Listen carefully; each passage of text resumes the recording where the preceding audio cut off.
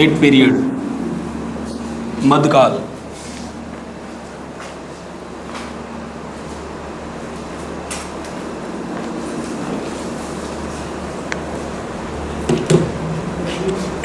बातें मत करो।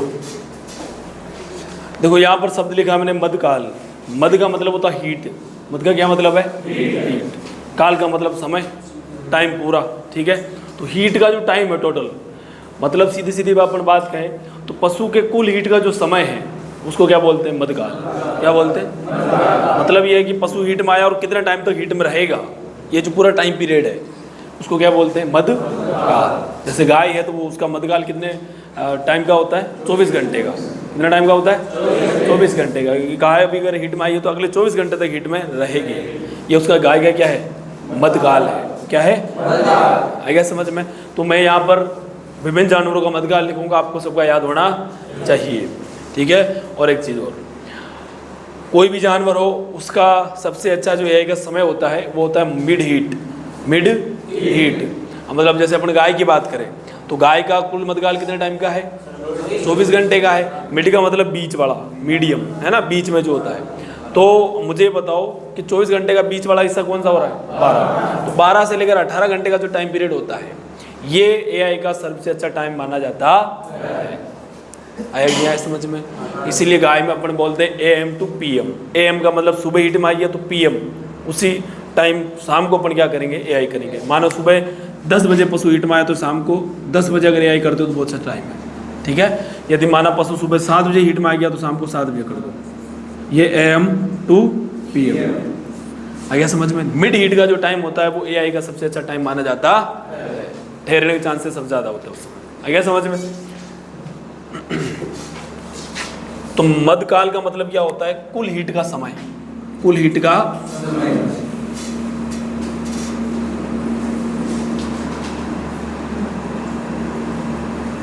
समय। ठीक है, इधर मैं पशुओं का नाम लिखूंगा और इधर पशुओं का क्या लिखूंगा? मध्यकाल।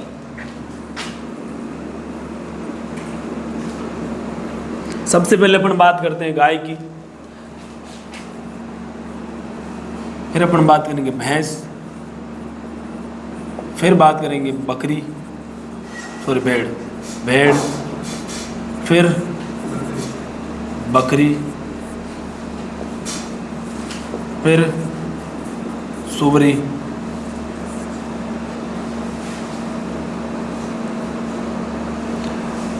फिर ऊँटनी, फिर घोड़ी और फिर कुतिया।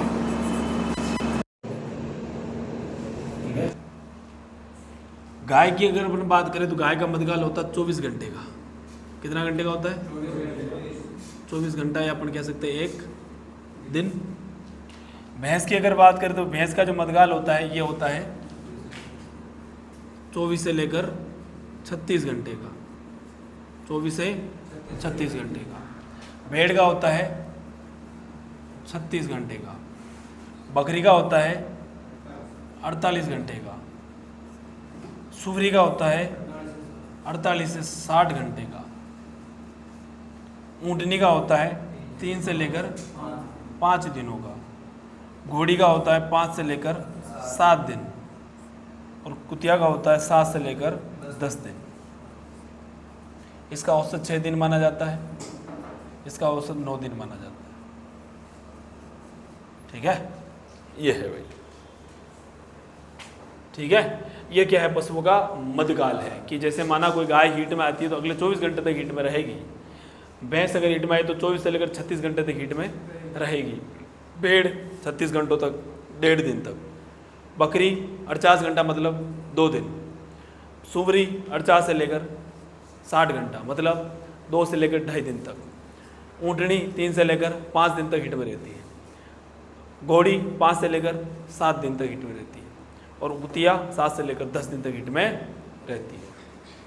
आ गया समझ में? उतारो।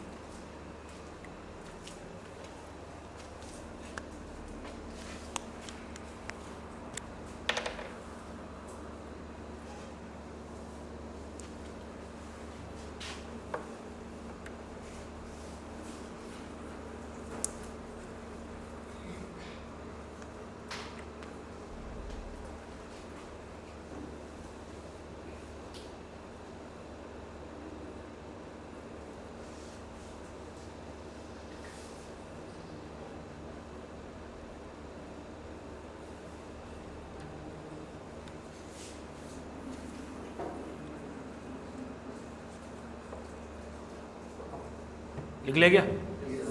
नेक्स्ट हेडिंग डालो मध चक्र, स्ट्रेस साइकिल या हीट साइकिल।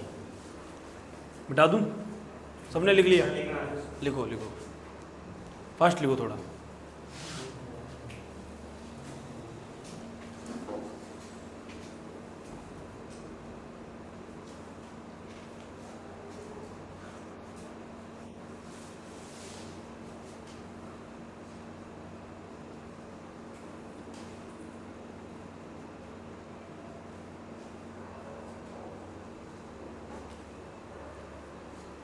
लिया? चलो नेक्स्ट हेडिंग डालो मध चक्र। मिटा दूं? तो ये आपको याद होना चाहिए डाटा, है ना। एक नोट डाल के एक चीज लिख लो नीचे, नोट डालो पहले। मध चक्र नहीं लिखा उससे पहले लिखो, एक बार नोट डालो, उसमें लिखो एआई का सर्वोत्तम समय मिड हीट। एआई का सर्वोत्तम समय मिड हीट।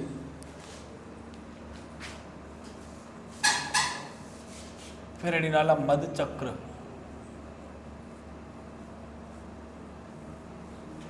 एआई का सर्वोत्तम समय मिड हीट लिखा, फिर हेडिंग डालो मध चक्र। मध चक्र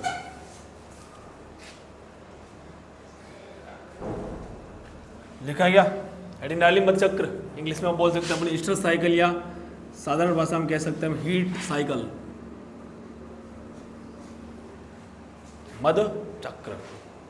मध चक्र का मतलब होता है दो मधकालों के बीच की दूरी। पशु एक बार हीट में आया, आपने एआई करी, एआई सक्सेस नहीं हुई, वापस कितने दिन बाद हीट में आता है, वो बीच का जो टाइम पीरियड है उसको क्या बोलते हैं? मध चक्र। क्या बोलते हैं? मध चक्र। आ रहा नहीं आ रहा समझ में? जैसे अपन जनरली बात करें गाय और भैंस की, तो अगर आप गाय के अंदर आज एआई कर दो, अगर सक्सेस नहीं होती है या प्रसारण से क्रॉस करवाते हो, सक्सेस नहीं होता है, तो 21 दिन के बाद वापस गाय या भैंस जो हीट में आ जाएगी। ये जो 21 दिन है, उन 21 दिनों को क्या बोलते हैं? मध चक्र। क्या बोलते हैं? मध चक्र। है क्या समझ में? तो दो मधकालों के बीच की दूरी क्या कहलाती है? मध चक्र कहलाती है। दो मधकालों के बीच की दूरी क्या कहलाती है? एक बार हीट में आया, एक बार पूरा मधकाल निकला, आपने एआई करवाई, क्रॉस करवाया, सक्सेस नहीं हुआ, फिर वापस दूसरा जो मधकाल आएगा वो 21 दिन के बाद आएगा। बीच के जो 21 दिन है इनको क्या बोलते हैं? मध चक्र। ये पशु का क्या है? मध चक्र है। ठीक है, तो परिभाषा क्या होगी? दो मधकालों के बीच की दूरी।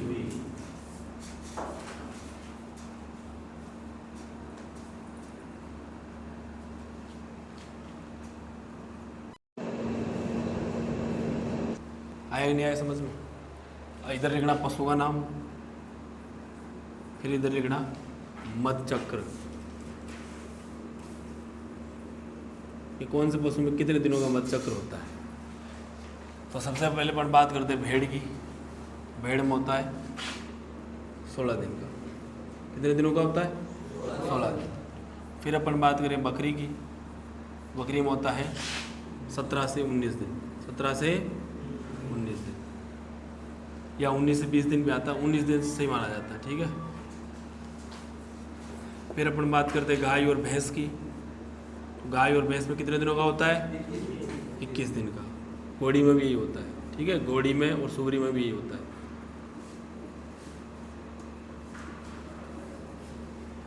इसके अलावा अपन बात करें ऊँटनी की, तो ऊँटनी में होता है 23 दिन का। कितने दिन का होता है? 23 दिनों का। फिर अपन बात करते हैं कुतिया। कुतिया अगर एक बार हीट में आ गई और वो क्रॉस नहीं होती है तो वापस 6 से 7 महीने के बाद हीट में आएगी। कितने टाइम बाद? 6 से 7 महीने के बाद। आया कि नहीं आया समझ में? उतार लो।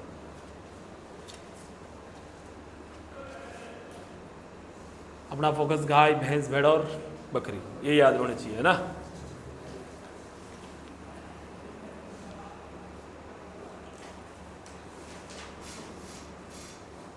समझ में आ रहा है?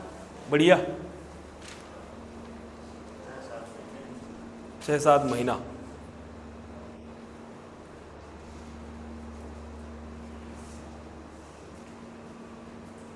लिख लिया सबने?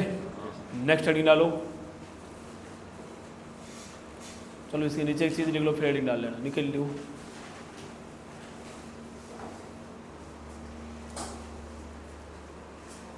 सामान्यतः पशुओं में अपन गाय भैंस को मान के चल रहे इसलिए, है ना। सामान्यतः पशुओं में मध चक्र 21 दिनों का होता है।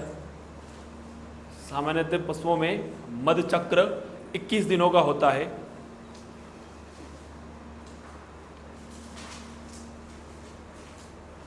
इक्कीस दिनों का होता है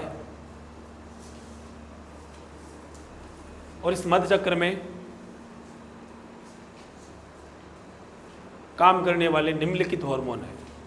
ये जो 21 दिन है ना बीच वाले, इनमें क्या क्या होता है गाय के अंदर, कौन कौन से हार्मोन रिलीज होते हैं, क्या क्या होता है, कैसे वापस अंडा बन रहा है। इस मध चक्र के अंदर निम्नलिखित हार्मोन काम करते हैं। निम्नलिखित हार्मोन काम करते हैं। इस मध चक्र के अंदर निम्नलिखित हार्मोन काम करते हैं।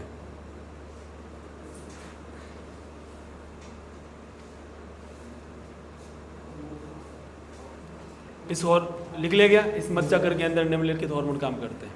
ठीक है, अब अपन पढ़ेंगे हार्मोन। अब कहानी समझने की चीज़ें हैं, समझने लायक है, ध्यान से समझना एक चीज़ को। ठीक है, सारे हार्मोन पढ़ेंगे अपन, और कौन से हार्मोन को कौन सा इंजेक्शन आता है ये मैं लास्ट में लिखवाऊंगा कि इस हार्मोन की जरूरत है आपको तो ये इंजेक्शन लगाओ, इस हार्मोन की जरूरत है तो ये इंजेक्शन लगाओ। आ गया समझ में? तो ये इंजेक्शन मैं आपको लास्ट में एक साथ एक टेबल बनवा दूंगा। आ गया समझ में? तो अभी आपको हार्मोन ध्यान से समझना, एक एक चीज़ को ध्यान से कि कौन सा हार्मोन कैसे काम कर रहा है। हेडिंग डालो, हार्मोन। मिटा दूं?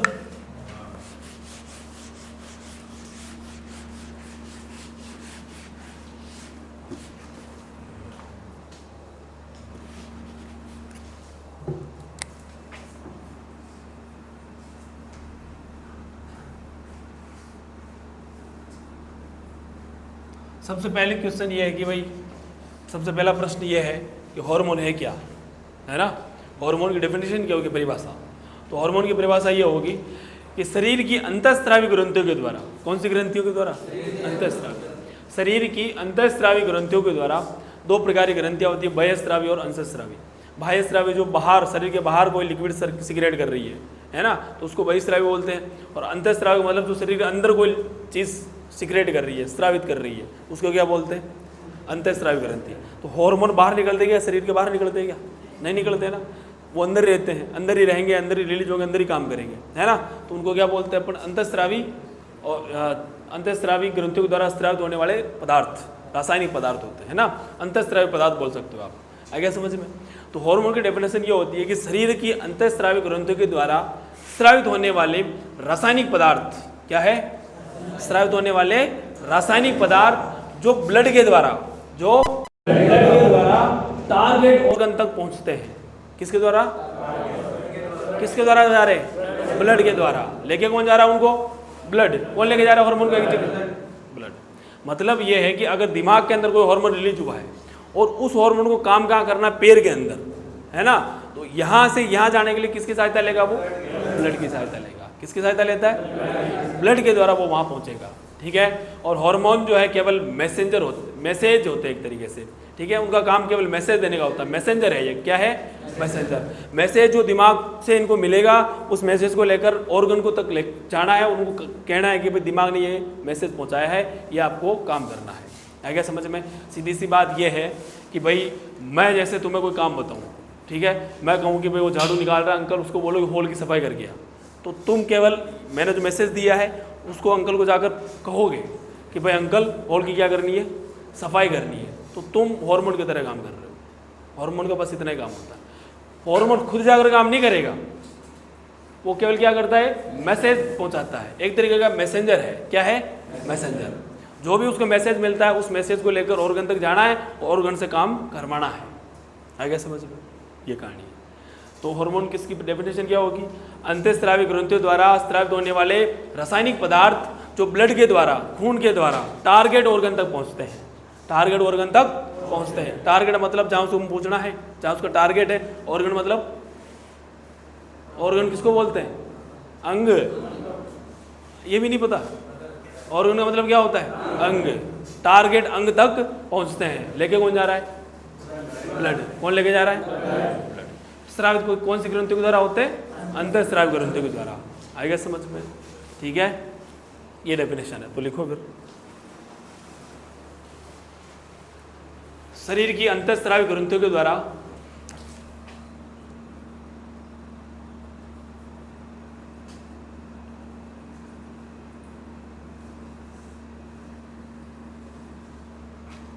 शरीर की अंतःस्रावी, स्रावी नहीं होता, स्रावी होता है। क्या होता है? स्रावी। शरीर की अंतःस्रावी ग्रंथियों के द्वारा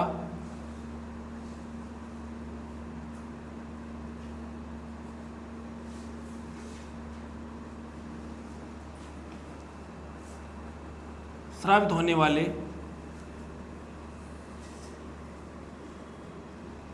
रासायनिक पदार्थ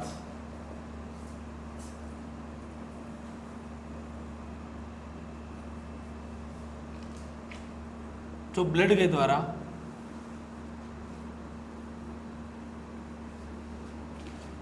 टारगेट ऑर्गन तक पहुंचते हैं।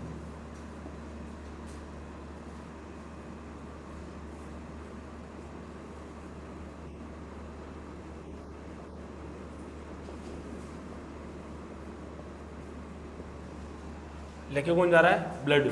कौन लेके जा रहा है? ब्लड।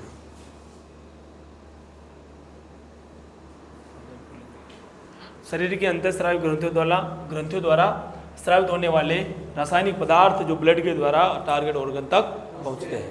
ठीक है, जैसे कोई हार्मोन दिमाग से निकला है और उनको दूध थन के अंदर जाना है ना, अडर के अंदर आयन में जाना है, तो दिमाग से वो हार्मोन अडर तक कैसे जाएगा? ब्लड के द्वारा। किसके द्वारा जाएगा?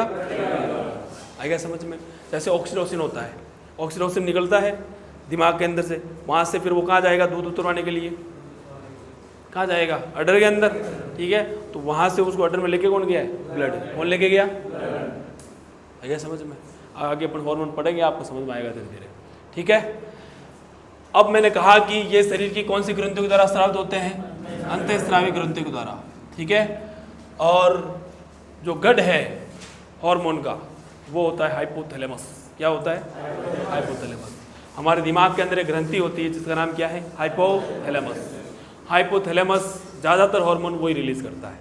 आपको गुस्सा आ रहा है, आपको अच्छा लग रहा है, किसी के ऊपर प्रेम बरस रहा है, किसी से ईर्ष्या हो रही है, इसको कूटने का मन कर रहा है, थप्पड़ मारी तो आपको गुस्सा आया।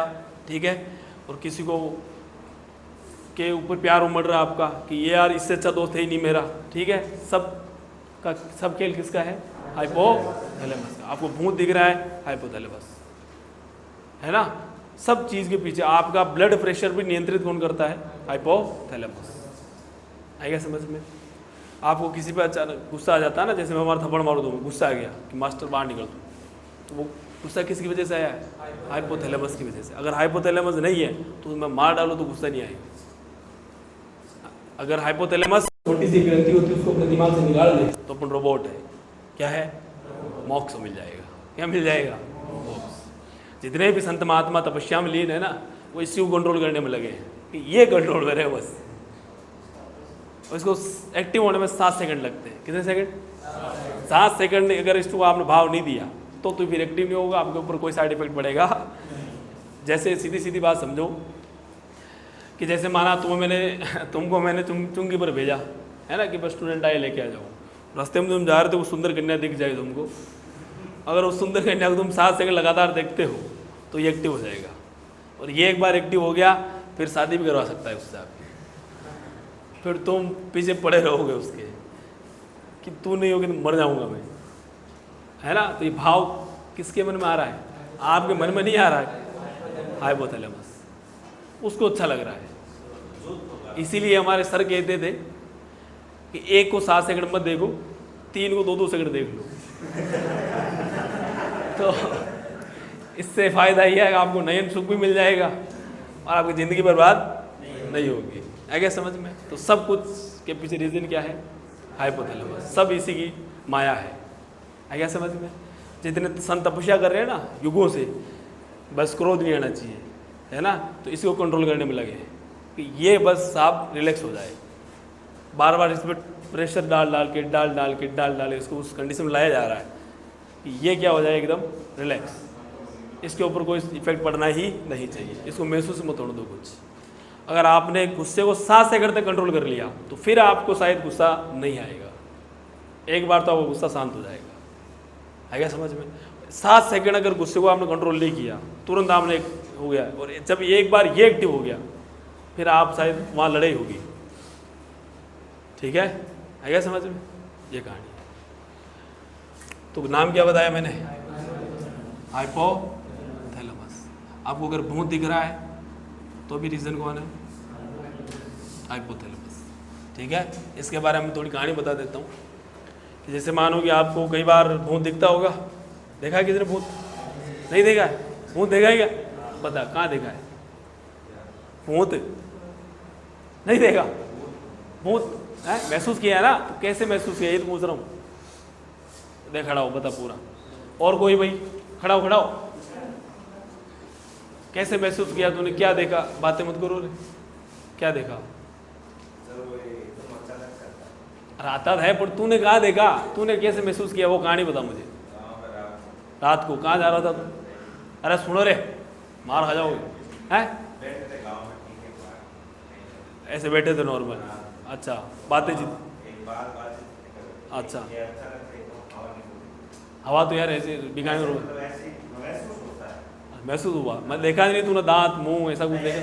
ठीक है फिर बैठ। और कोई भाई जिसने साक्षात देखा हो? ये रहा, ये रहा। ऐसा कोई नहीं है? ऐसा कोई नहीं है क्या? अरे यार इस पेज में कोई नहीं है ऐसा। तूने देखा है गंगाराम? नहीं देखा है? तो भाई ऐसा कभी हुआ आपके साथ? आपके परिवार में कोई खास घनिष्ठ आपका एक्सपायर हो गया और आपको मरने के बाद दिखाई दिया हो? ऐसा हुआ है? सपने में दिखाई देता है? साक्षात्कार हुआ है कोई? नहीं हुआ। सपने में तो वही होगा है ना, कि मरने के महीने भर के अंदर अंदर आपके सपने में आ गए तो आकर कहा कि वहाँ पर खजाना पड़ा है और तुम गए वहाँ कुछ नहीं था, है ना? ऐसा कभी नहीं हुआ क्या? चलो अच्छी बात है। फिर अब मैं बताता हूँ। एक अपने स्टूडेंट आया था हिमाचल प्रदेश से, तकरीबन 7-8 महीने पहले। तो भाई वो कहता है कि साहब मैं मीट लेकर मीट की दुकान से और अपने घर पे जा रहा था। उसने कहा कि भूत मैंने देखा है। मैंने कहा अच्छा देखा तो बढ़िया बात है, बता भाई। अपने वीडियो पढ़ा शायद, ये मेरे यूट्यूब चैनल पढ़ा होगा।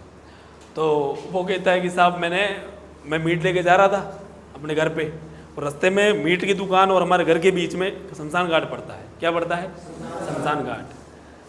तो मैं कहा ठीक है। फिर तो मैं जब मीट की दुकान से अपने घर की तरफ जा रहा था तो शमशान घाट जैसे आया और मेरे हाथ से तकरीबन 1.5 किलो आसपास के हाथ में मीट था, वो बोल रहा था, तो वो मेरे हाथ से मीट की जो थैली है वो ऐसे दूर गिर गई।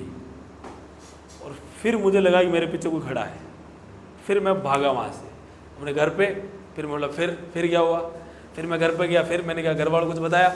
जबान ही नहीं खुल रही थी उस समय तो, है ना? उस समय तो मेरी सीटी बिटी खुल थी। दूसरे दिन बताई थी कहानी। उस समय जाके सो गया चुपचाप कि सुबह करेंगे बात। अब भाई मैंने कहा ठीक है। तो 100% वो भूत ही था जैसे थैली पिकवाई थी। बिल्कुल सर। क्यों? तो उसको मीट खाना है। मेरे को भाई भूत के अंदर पिकवा सकता है तो इतनी बड़ी दुकान है 1 किलोमीटर दूर, वहाँ जाके 1-8 किलो मीट वो छुपा के भी ले आए, खुसका भी ले वहाँ से, तो मीट वाले को थोड़ी पता चलेगा इतना मीट है उसके पास। तो भाई उसको मीट ही खाना था तो तुझे क्यों परेशान किया फालतू में?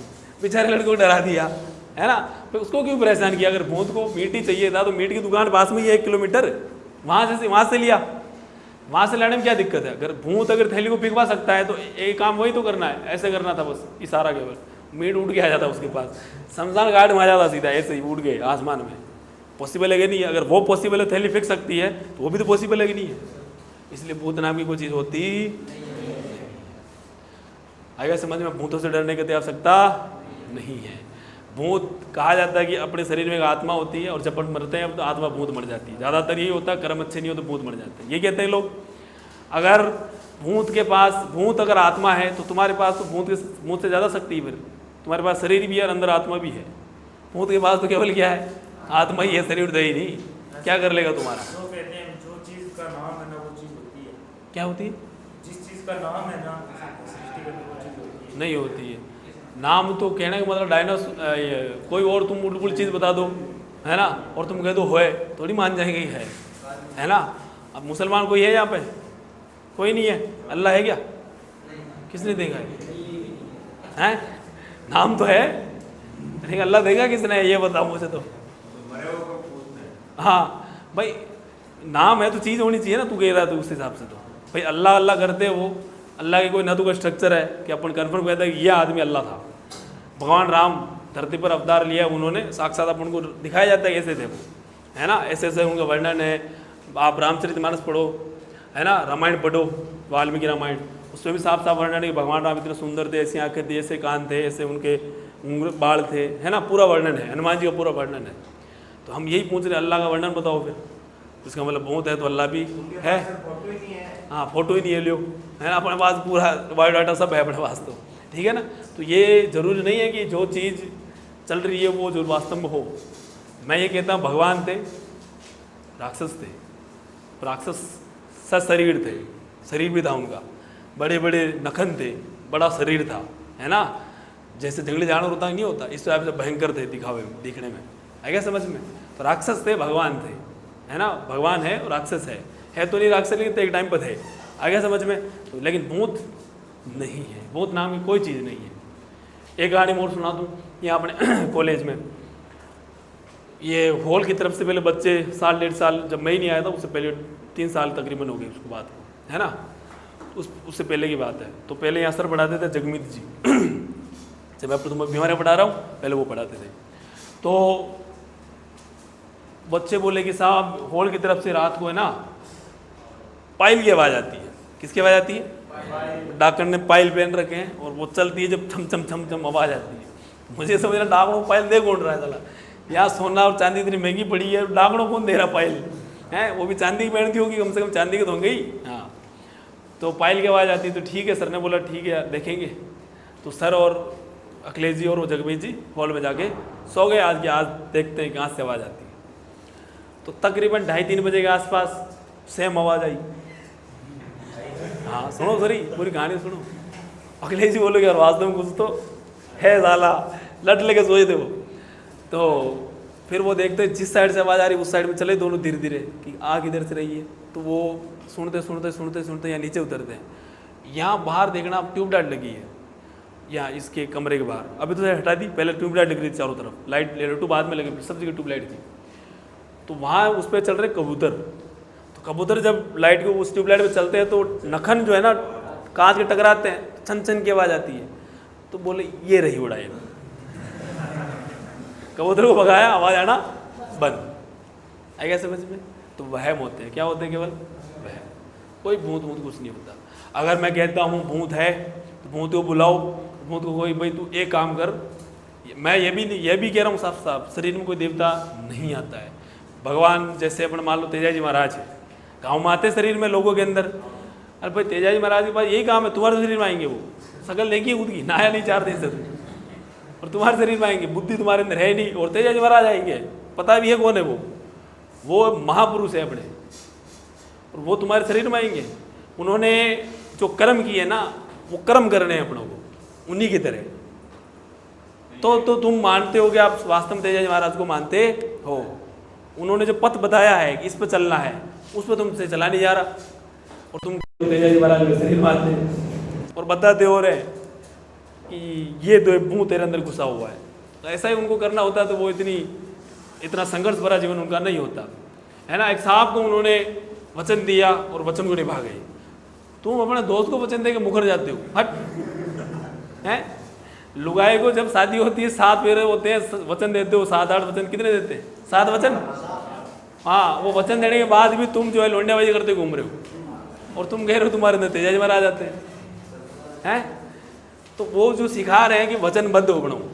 एक बार किसी को वचन दे दिया तो जहाँ प्राण जाए पर वचन न जाए, वैसा बनना है। वैसा तो बना नहीं जा रहा तुमसे, और वो तुम्हारे देवता अंदर आ रहे हैं, गजब, है ना। तो ये सब क्या है? मिथ है। और मैं कहता हूँ किसी के अंदर देवता आते तो अच्छी बात है, मैं उनको कहूँगा कि आप कुछ ना करके थोड़ा काम करो। गंगा नदी बहुत खराब हो रही है, इसको साफ कर दो। शक्ति दही इतना कर ही सकते, गंगा की नदी की सफाई नहीं कर सकते क्या भाई? इतनी देवताओं में शक्तियाँ है, सारे देवता मिलकर एक काम कर दो बस, गंगा नदी बहुत मैली पड़ी है, इसको साफ कर दो, इतना कर देंगे। मैं कह रहा हूँ सारा ही शक्तियाँ एक साथ लगाओ, मेरे तो भूत मत भगाओ, मैं तो भूतों के साथ रह लूँगा, कोई दिक्कत नहीं है। तुम तो ये गंगा नदी साफ कर दो। इतना नहीं कर सकते हो तो ग्लोबल वार्मिंग बढ़ रही है, पृथ्वी का टेम्परेचर बढ़ रहा है हर साल 1 डिग्री, है ना। तो जितना भी एक टेम्परेचर अभी है उसे 2 डिग्री सेंटीग्रेड तुरंत कम करके बता दो, ये देखो भाई साहब कम हो गया, 48 था 46 पे ले आया मैं, ऐसा करके दिखा दो। अगर देवता में हो सकती है तो इतना तो कर ही सकते हैं। अब मैं जब लोगों को ये कहता हूँ चिढ़ जाते हैं। मैं अपने घर पे माना कोई ऐसा कुछ कर रहा है ना, तो मैं, जैसे हमारी एक बहन है, अब उसकी नई नई शादी हुई, बच्ची है अभी, तो घर वाले ने कहानी भर भर के दिमाग में कचरा भर दिया, तो उसको ऐसा लगने लगा मेरे अंदर कोई आता है। तो उसके ससुराल के अंदर गई वो, अब वो उसके ससुर जी और 4 भाई है। कितने भाई है? सबसे बड़ा जो भाई है ना, उसके ससुर जी शायद 3rd नंबर पे या 2nd नंबर पे है, ठीक है। 1st नंबर का जो सबसे बड़ा भाई है वो इन चीज़ों को मानता, वो देव भगवान को मानता है, देवता को मानता है, ठीक है, माता जी वगैरह को मानता है। लेकिन वो ये नहीं मानता कि भाई अब लोग ये कह रहे हैं, कोई दूसरा देवता ये कह रहा है कि इस बच्चे के अंदर इसके जो दादा ससुर है, जो आज से 20-25 साल पहले एक्सपायर हुए थे, वो आ रहे हैं, उनकी स्थापना करनी पड़ेगी। वो बैठना चाहते हैं, उनको स्थान चाहिए। स्थान अब चाहिए 25 साल बाद शादी होने के बाद। इतने दिन तो घर में कोई था ही नहीं। तो वही अब हो गया। अब वो नहीं माने, बाकी सब मान रहे हैं। और देवता कहते हैं, जो दूसरे देवता वो कहते हैं कि चारों भाई जब मानेंगे तभी वो बैठेंगे, बाकी बैठेंगे नहीं। अगर तीनों ने मिटा दिया तो बैठेंगे नहीं। अब ये और समस्या। अब भाई वो आदि मान नहीं रहा, हम क्या करें? तो मैंने कहा अब इसमें मेरे से लड़ लिए, उसके मम्मी पापा लड़ लिए उस बच्ची के। भाई एक तो मैं समझा रहा था, अच्छी सही बात कह रहा, मैं इतना बोला कि भाई जो नहीं मान रहा है ना, तो जो दादा इसका शरीर मार रहा है, वो सीधा उसी के शरीर में जाओ जो नहीं मान रहा है, अपने आप मानने लग जाएगा। भाई ये कर लो, सीधा सीधी सी बात, नॉर्मल सी कॉमन सेंस है यार, कि भाई जो नहीं मान रहा उसी के शरीर में घुसना तुम, हम तो मान रहे हैं, बिठा देंगे हम तो, ठीक है, कोई दिक्कत नहीं है। अब जो नहीं मान रहा कि मैं नहीं मानता, उसके शरीर में घुसो डायरेक्ट, फिर वो आके खुद गए कि हाँ मुझे बिठाओ, तो कोई दिक्कत ही खत्म सारी। और उसमें घर वाले मेरे से और लड़ने लग गए कि तू थोड़ा बहुत पढ़ गया, लिख लिया, तू तो मतलब अपने आप को ज्ञानी समझने लग गया। अरे मैं ज्ञानी क्या बात है, मैं तो नॉर्मल सी बात कर रहा हूँ कि भाई जो नहीं मान रहा उसको जाकर परेशान करो, वो अपने आप मानने लग जाएगा। इसको तुम 1 साल से परेशान कर रहे हो। अब मैं ऐसे बोलूँ, उस लड़की के अंदर देवता भी आ गए। मैं क्यों भाई, तो वो वहम है, क्या है, सारे वहम है। और वहम कौन बनाता है? हाइपो। आपको यदि कोई मर गया है, मरने के 1-1.5 महीने बाद आपको जो कोई खास है, एक चीज़ और नोटिस करना, भूत उसी का दिखता है जिसको आप जानते हो, जिसको आप सपने में वही आएगा जिसको आप जानते हो, अनजान आदमी नहीं आएगा। कि आज से 500 किलोमीटर दूर जिसको आप जानते नहीं, वो आपके शरीर आदि दिमाग में आ गया और वो कह रहा है कि मैं भूत हूँ, वो नहीं कहेगा। कौन कहता है? जिसको आप जानते हो। सपने उसी के आते हैं, क्योंकि इसने उन्हीं को देखा है। आ गया समझ में? आप किसी चीज़ को बार बार सोच रहे हो, कोई मरा आदमी आपको खास था, बार बार उसके बारे में सोचे जा रहे हो, यार अभी मर गया, अभी ऐसा लग रहा है जैसे जीवित है, लगता ही अपन को। कोई तुरंत मरता है तो अपने विश्वास नहीं होता, 1-1.5 महीने तो अपन को ये लगता है कि जैसे वो घर में बैठा है, ऐसा लगता है। तो बार बार वही दिमाग में आदमी घूम रहा है, तो इसको गलत मैसेज पहुंच जाता है। कई बार तंत्रिकाएं बार बार एक्टिव होती है ना, आंखों की तंत्रिकाएं इससे जुड़ी है दिमाग से, तो बार बार एक्टिव होती है, तो कई बार इससे जो तंत्रिकाएं जुड़ी है ना, इसको गलत मैसेज पहुंच जाता है। तो ये क्या करता है, सेम वैसी छवि आपके दिमाग में फिट कर देगा, आपको दिखने लग जाएगी, या सपने में या कई बार साक्षात्कार। ऐसे आप खड़े होंगे, आप बार बार सोच रहे आपके पास छवि बन जाएगी सामने। बना कौन रहा है? वास्तव में वो चीज़ नहीं है, लेकिन इसको लग रहा है तो इसने बना दी। फिर आपको दिखेगा, कुछ समय के लिए भी दिखे। आप कहते तो दादाजी का पूंछ दिखा मुझे, दादाजी का पूंछ नहीं है, वो इसके कारनामे है, कांड इसका है। आएगा समझ में? तो बूंद कुछ होता नहीं है, सब किसकी माया है?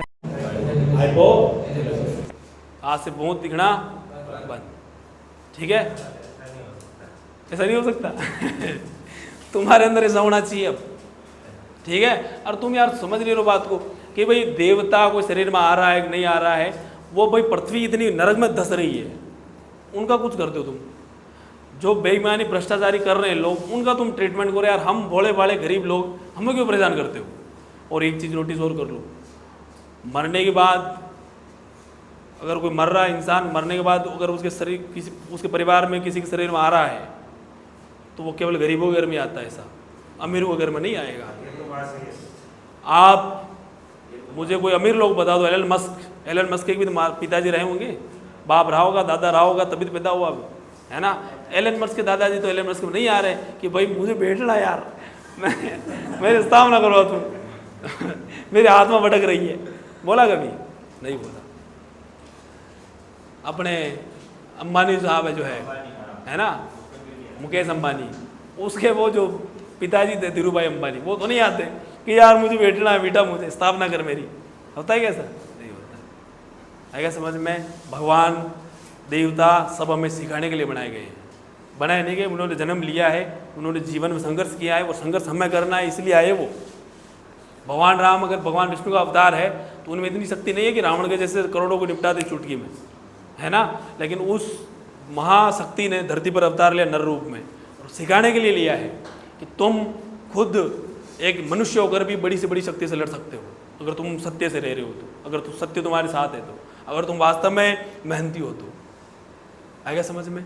उस समय पृथ्वी की सबसे बड़ी शक्ति कौन थी? रावण।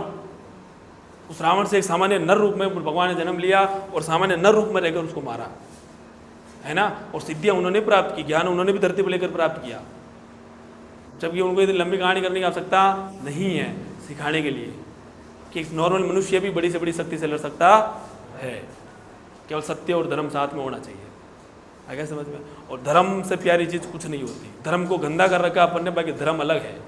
वास्तव में जो सनातन धर्म है ना, वो अपन जो मंदिरों में पूजा करते हैं, ये धर्म नहीं है। धर्म यह है कि धर्म तुम्हें अपनी बहन, अपनी पत्नी और अपनी माँ में फ़र्क बताता है। तुम अपनी बहन के साथ जैसा व्यवहार करते हो वैसा व्यवहार अपनी पत्नी के साथ नहीं कर सकते, और अपनी पत्नी के साथ जैसा व्यवहार करते हो वैसा व्यवहार अपनी माँ और बहन के साथ नहीं कर सकते। ये धर्म है। आएगा समझ में? धर्म ये कहता है कि तुम राम बनो, तेजा जी महाराज खुद बनो, उनको पूजो मत, ठीक है। मुसलमानों को छोड़ो तुम, है ना। और सबसे दुखी वही है, तो आज के टाइम पर अपने इंडिया में सबसे दुखी कोई कौम है तो मुसलमान कौम ही है, क्योंकि जो जितना ज़्यादा अंधविश्वासी होगा ना, वो सबसे ज़्यादा दुखी होगा। विचारों को एकदम खोल दो, आगे समझ में?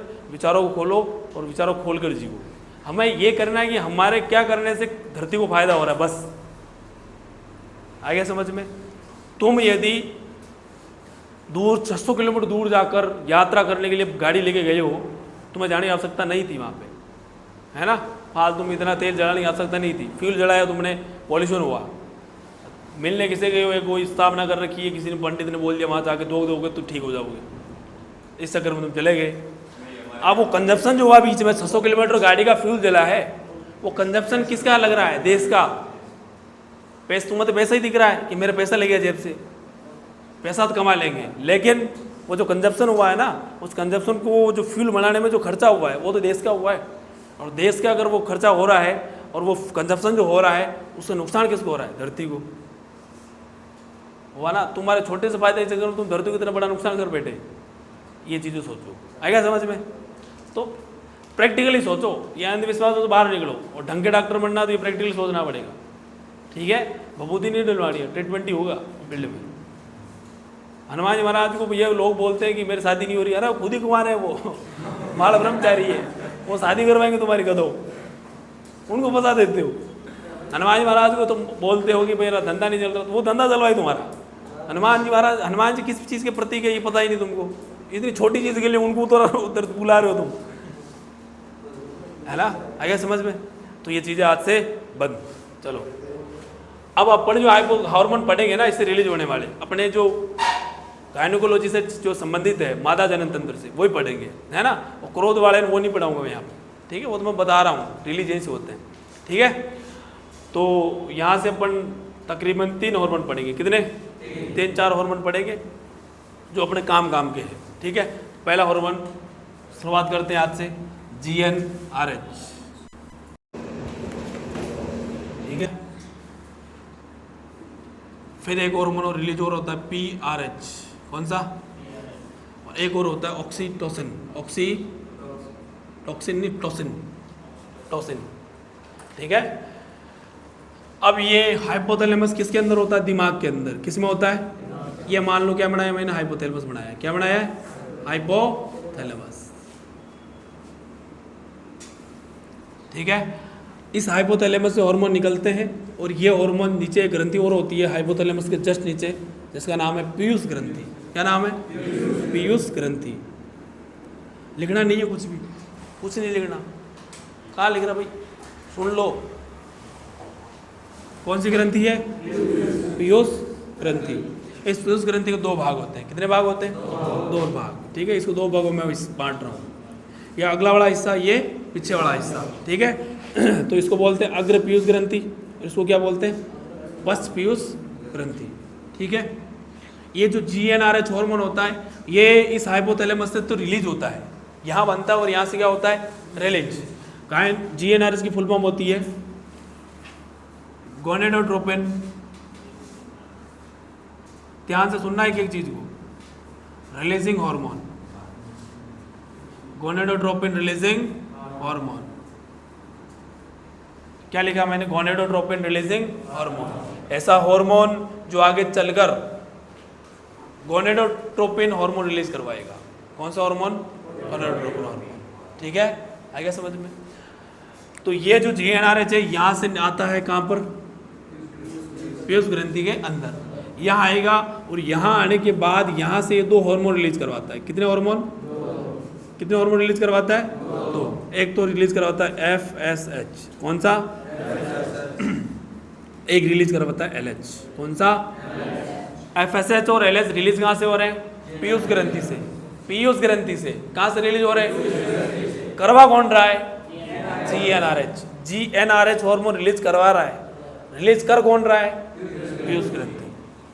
GnRH कहाँ से आया है, हाइपोथैलेमस से। कहाँ से रिलीज हुआ था, वहाँ से यहाँ आएगा और यहाँ आके, मैंने क्या बोला, हार्मोन केवल काम करवाएगा अंग से, हार्मोन खुद कोई काम करेगा नहीं बताया था मैंने अभी। तो ये काम खुद थोड़ी रिलीज करेगा, ये तो रिलीज करवाएगा। किससे करवा रहा है, यहाँ से आता है और यहाँ के पीयूष ग्रंथि को बोलता है भाई रिलीज करो हार्मोन, कौन सा, तो FSH और LH रिलीज करो। ठीक है, फिर पीयूष ग्रंथि क्या करती है, FSH और LH रिलीज करती है।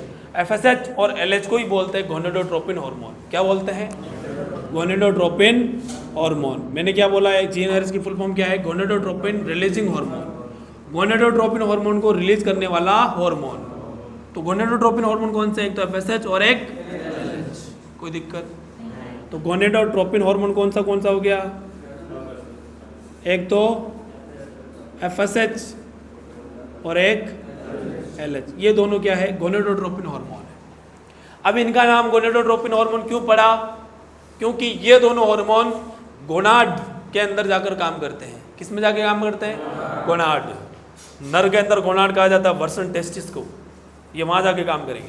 नर के अंदर बोलते हैं, ये नहीं जाएंगे, लेकिन मादा की बात करें अपन, है ना। और मादा के अंदर गोनाड कहा जाता है ओवेरी को, अंडाशय को। किसको बोलते हैं, अंडाशय को। तो FSH और LH किसके अंदर जाके काम करेंगे, अंडाशय के अंदर, वहाँ जाके अंतिम काम होगा। ठीक है, अरे आ रहा नहीं आ रहा, समझ आ रहा है। FSH और LH को गोनेडोट्रोपिन हार्मोन कहा जाता है क्योंकि ये गोनाड में कार्य करते हैं या गोनाड से कार्य करवाते हैं। और गोनाड किसको बोलते हैं, मादा में तो ओवेरी को, नर में वर्षण को, टेस्टिस को।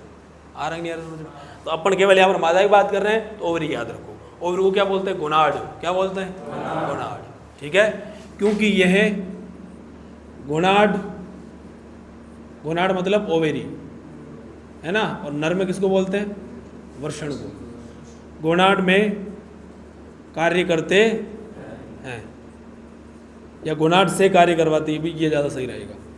गोनाड से कार्य करवाते हैं या गोनाड के ऊपर काम करते हैं की बात है। ठीक है, गोनाड किसको बोलते हैं, ओवेरी को। मोटा मोटा ओवेरी याद रखो आप, इसीलिए क्या बोला, गोनेडोट्रोपिन, क्योंकि गोनाड में काम करेंगे, गोनाड से काम करवाते हैं। ठीक है, गोनेडोट्रोपिन रिलीजिंग हार्मोन, क्योंकि ये आगे चलकर गोनेडोट्रोपिन हार्मोन रिलीज करेगा। गोनेडोट्रोपिन हार्मोन कौन कौन सा है, FSH और LH। इन दोनों को गोनेडोट्रोपिन इसलिए कहा जाता है क्योंकि ये गोनाड के अंदर जाकर काम करेंगे। गोनाड मतलब ओवेरी। आया ही नहीं आया समझ में। GnRH हाइपोथैलेमस से निकला था, फिर ये अग्र पीयूष ग्रंथि में आता है और यहाँ से दो हार्मोन रिलीज करवा रहा है, FSH और LH। ये दोनों ग्रंथियाँ दिमाग के अंदर है। हाइपोथैलेमस भी दिमाग में बीचों बीच, हाइपोथैलेमस से जस्ट नीचे होती है पीयूष ग्रंथि। कौन सी ग्रंथि होती है, तो अभी FSH और LH कहाँ से निकले हैं, दिमाग से निकले। और दिमाग के अंदर ग्रंथि कौन सी है, पीयूष। कौन सी ग्रंथि है, वहाँ से निकले हैं। ठीक है, अब ये FSH पहले रिलीज होता है और ये यहाँ से कहाँ जाएगा, ओवरी के अंदर। कहाँ जाएगा, किसके द्वारा, ब्लड के द्वारा। किसके द्वारा, ब्लड के द्वारा। FSH जो है, इस FSH को ब्लड जो है कहाँ लेके जाएगा, ओवेरी में। कहाँ लेके जाएगा, ओवेरी में। FSH की फुल फॉर्म होती है फॉलिकल स्टिमुलेटिंग हार्मोन, फॉलिकल का निर्माण करने वाला हार्मोन। ठीक है, टाइम क्या हुआ रे? चलो मैं थोड़ा सा कर दूं, फिर कल पढ़ लेंगे, ठीक है? तो आप आज चला इतना ही बहुत आज, ठीक है?